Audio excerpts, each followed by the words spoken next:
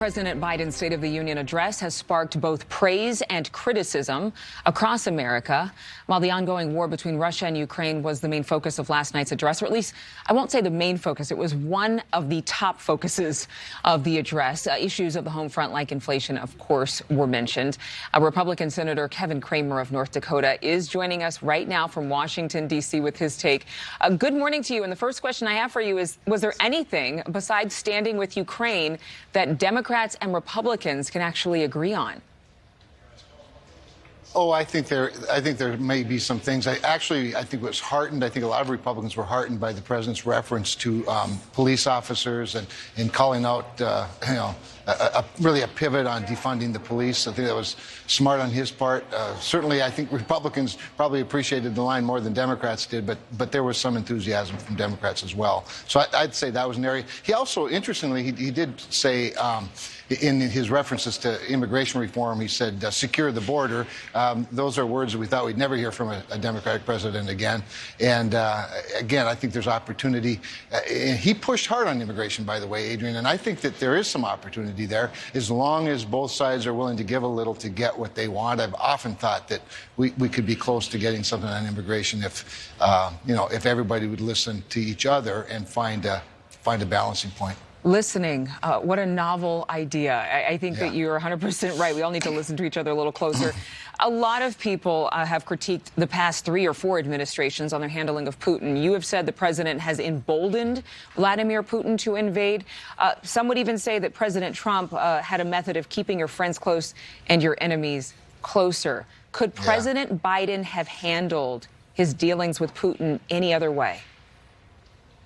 Well, he could have handled them a much better way, starting with Afghanistan. I think what really emboldened Vladimir Putin was when he saw how poorly our president Biden handled Afghanistan, the botched withdrawal, the appeasement, handing over military bases to the Taliban, just basically handing them the keys and leaving equipment. I mean, really, I think when other world leaders and dictators saw that, they thought, well, this is going to be easier than we thought. And I think Vladimir Putin was emboldened by that. You reference President Trump. Well, remember, before President Trump, there was Barack Obama, which Joe Biden was the vice president for. And when Vladimir Putin went into Crimea and annexed that, Barack Obama and Joe Biden sent blankets. For 4 years, Vladimir Putin stayed in his lane. And you're right, while President Trump had both a working relationship, but also, remember, President Trump signed the harsh sanctions on Russia that were passed by a bipartisan Congress, and really led by Republicans. If we'd had that same kind of leadership from Democrats in Congress as Republicans provided under President Trump, it certainly could have made a difference. Nobody knows for sure what Vladimir Putin may have done had something else, had we reacted differently, but certainly this president didn't handle it well at all. The president did okay the release of 30 million barrels of oil from the Strategic Petroleum Reserve. Do you think this is going to be enough to actually help in lowering gas prices? It's like a thimble in the ocean.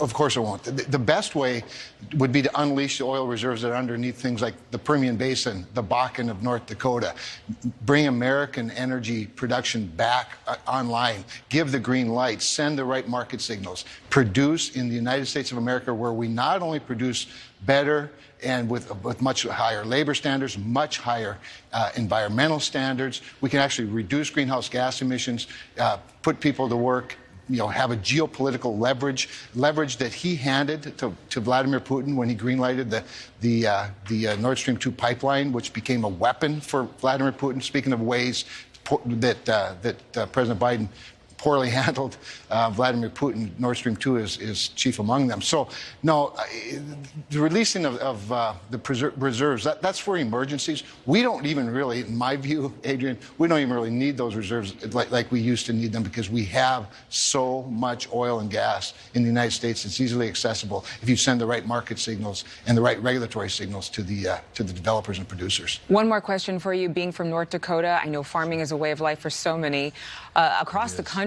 Really, what impacts do you think the Russian invasion will have on the American farming industry? You know, I appreciate you asking that question and raising that point, because energy gets a lot of the attention, and rightfully so. But we cannot forget that Ukraine is the third leading producer of cereals in the world. Ukraine, one of the reasons North Dakotans, and there are a lot of business people that do business in North Dakota, agrarians, people in the agribusiness world, is because it looks a lot like the breadbasket of the United States, because Ukraine is a breadbasket of Europe.